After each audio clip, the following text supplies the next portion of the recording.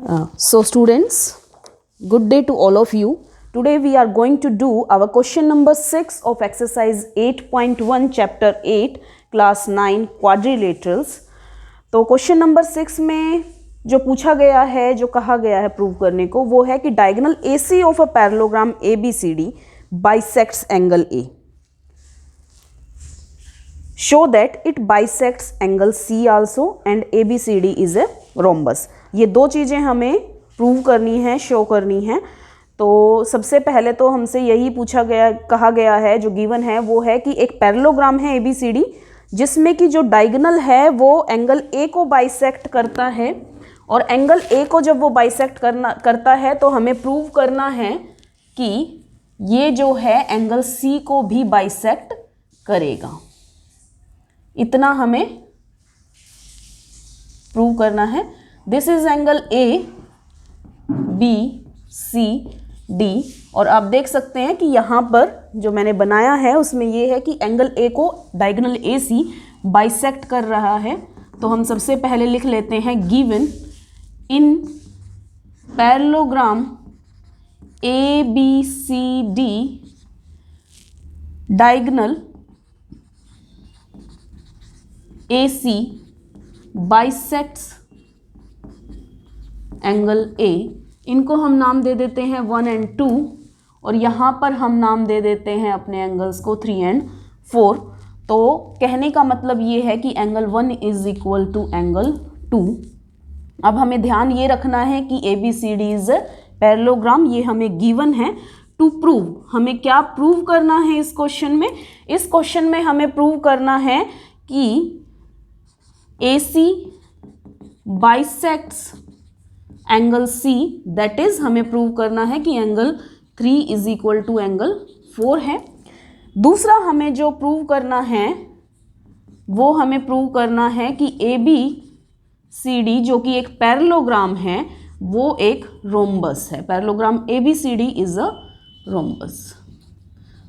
तो जब पैरेललोग्राम है तो बाकी सब प्रॉपर्टीज हमारे पास हैं. सिर्फ एक प्रॉपर्टी हमें प्रूव करनी होगी कि ये जो सभी साइड्स हैं वो इक्वल हैं, तो हमारा ABCD जो है एक वो रोम्बस प्रूव हो जाएगा. अब सबसे पहले बढ़ते हैं हम पहले प्रूफ की तरफ. पहले प्रूफ की बात करें तो आप देख सकते हैं कि because ABCD is a parallelogram that means AB is parallel to CD and AC is a transversal. AB parallel CD and AC is a transversal,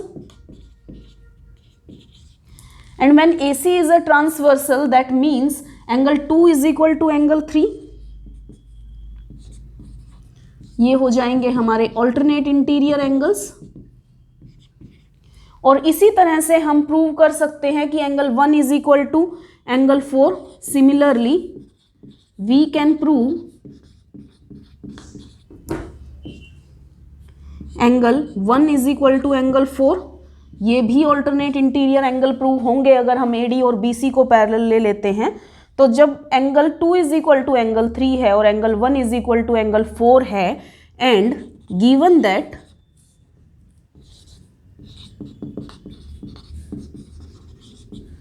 angle 1 is equal to angle 2, तो हम इन तीनों स्टेटमेंट्स से from above three statements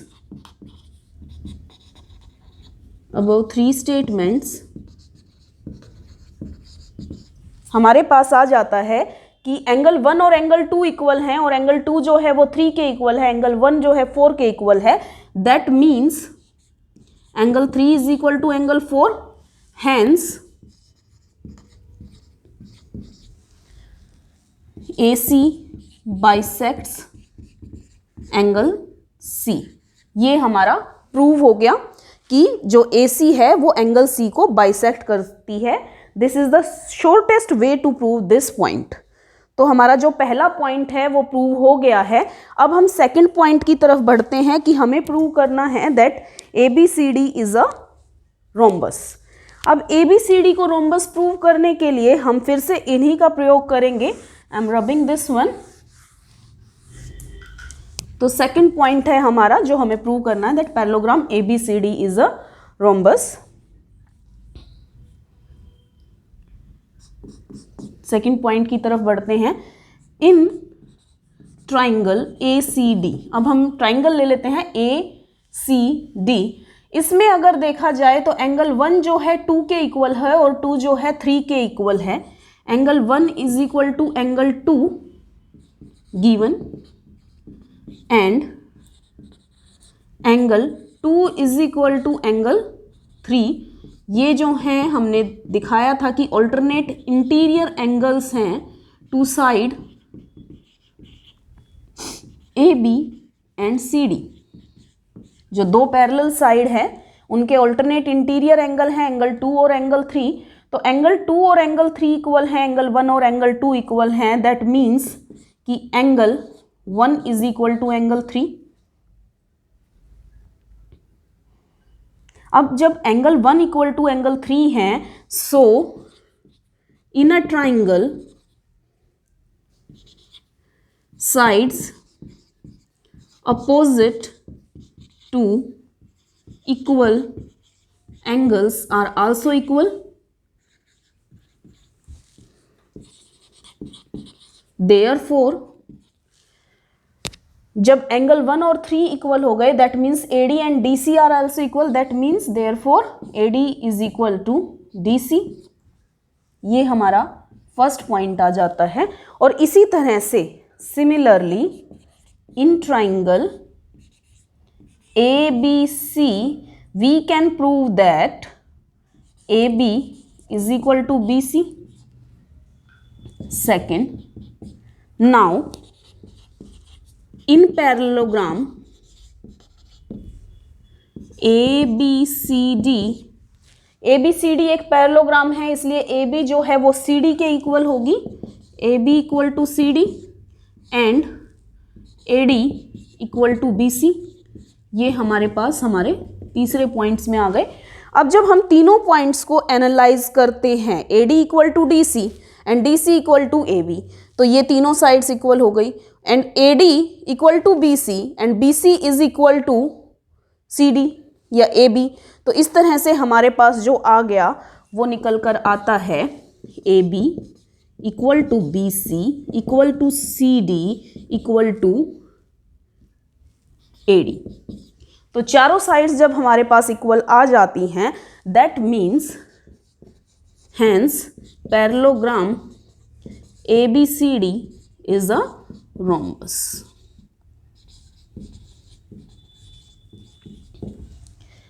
तो इस तरह से हम prove कर सकते हैं कि पैरेललोग्राम जो ABCD हमें गिवन था वो एक रोम्बस है। तो जब डायगोनल बाइसेक्ट करता है किसी भी एक एंगल को, तो वो दूसरे एंगल को भी बाइसेक्ट करता है अपोजिट को, और साथ में जो पैरेललोग्राम है वो ABCD एक रोम्बस बन जाता है। तो ये था हमारा 6th क्वेश्चन इस एक्सरसाइज का। अब हम 7th क्वेश्चन देखते हैं। 7th क्वेश्चन में कहता है कि ABCD is a rhombus, show that diagonal AC bisects angle A as well as angle C and diagonal BD bisects angle B as well as angle D। तो ये जो question है ये जस्ट इसी क्वेश्चन का अपोजिट है। इसको आप खुद से ट्राई कर सकते हैं स्टूडेंट्स। तो इसको आप खुद से ट्राई करेंगे। This is your homework for today. आपको ये क्वेश्चन करना है। अब हम मूव ऑन करेंगे अपने 8th क्वेश्चन की तरफ। तो 8th क्वेश्चन जो है वो कहता है कि ABCD is a rectangle in which diagonal AC bisects angle A as well as angle C। ABCD एक रेक्टेंगल है जिसमें कि डायगोनल AC जो है वो बाइसेक्ट करता है दोनों एंगल्स को A और C को। Show that ABCD is a square and diagonal BD bisects angle B as well as angle D। अब इसमें जो है बहुत ही इजी है, सिमिलर क्वेश्चन है, वो हम एक बार देख लेते हैं कि हम किस तरह से इसको प्रूव कर सकते हैं।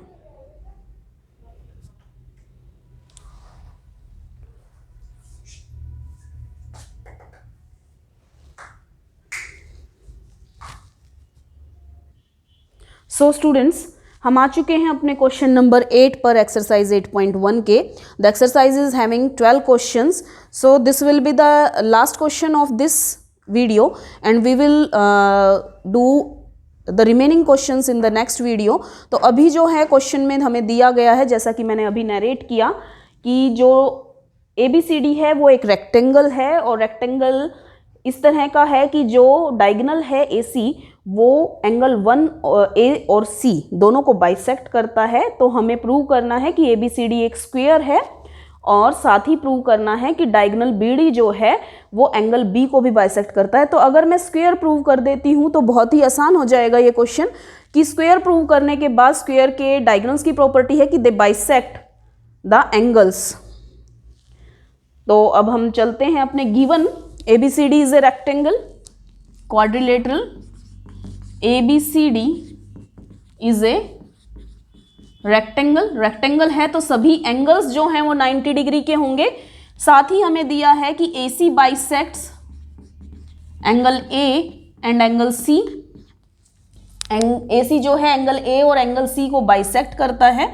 टू प्रूव, पहले हमें प्रूव करना है कि this is a square, ABCD is a square. साथ ही हमें प्रूव करना है कि BD bisects angle B and angle D। ये हमें प्रूव करना है। अब हम बढ़ते हैं अपने प्रूफ की तरफ। पहला प्रूफ हम देख लेते हैं। हमने देखा कि हमें दिया हुआ है कि A और C जो है वो बाइसेक्ट हो रहे हैं AC के द्वारा।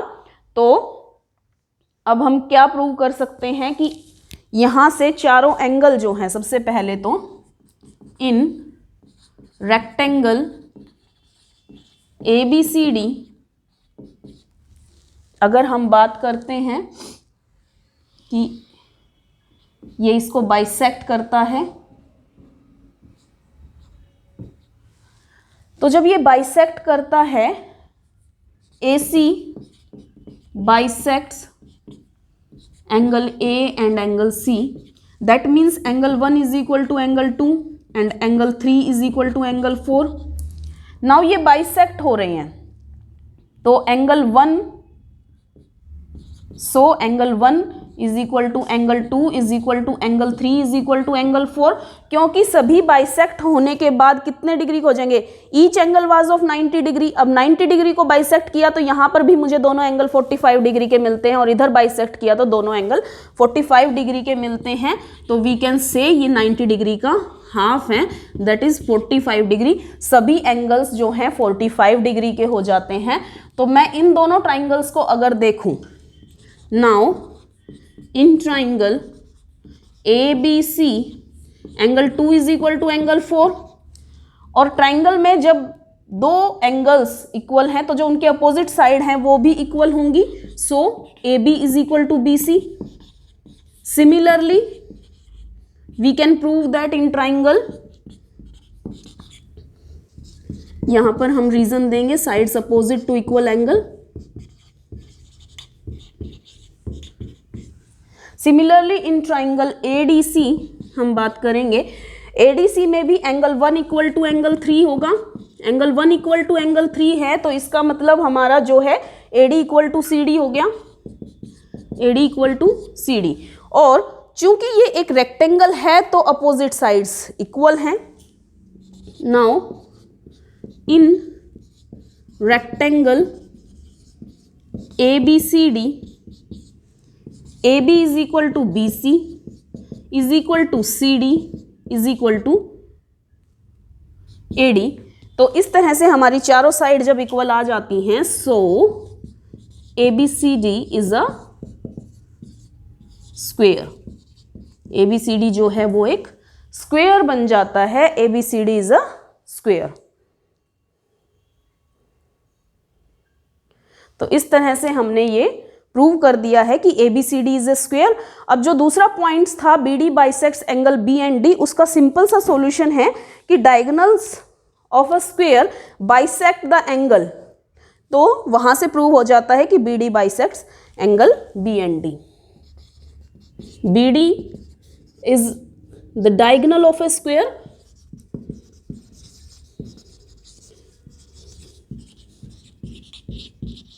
square so BD bisects angle B and angle D। तो इस तरह से हमने प्रूव किया कि BD जो है वो एंगल B और एंगल D को बाइसेक्ट करता है। तो स्टूडेंट्स, ये जो चैप्टर है इसमें मेन क्या है कि आपको सभी प्रॉपर्टीज़ याद होनी चाहिए। अगर आपको सभी प्रॉपर्टीज़ याद हैं ऑफ ऑल द क्वाड्रिलेटरल्स, तो आप इस चैप्टर के जितने भी क्वेश्चंस हैं, क्योंकि प्रूव करने वाले क्वेश्चंस हैं, उनको आसानी से प्रूव कर पाएंगे। दूसरा, आपको कंग्रेंसी भी पता होनी चाहिए, ट्राइंगल की प्रॉपर्टीज़ पता होनी चाहिए। दैट मीन्स कि you have to remember all the properties, congruence properties and properties of the quadrilateral। तो ये चीज़ें अगर आपको पता हैं तो this chapter becomes very easy for you। So all the best for the day। This was all for today।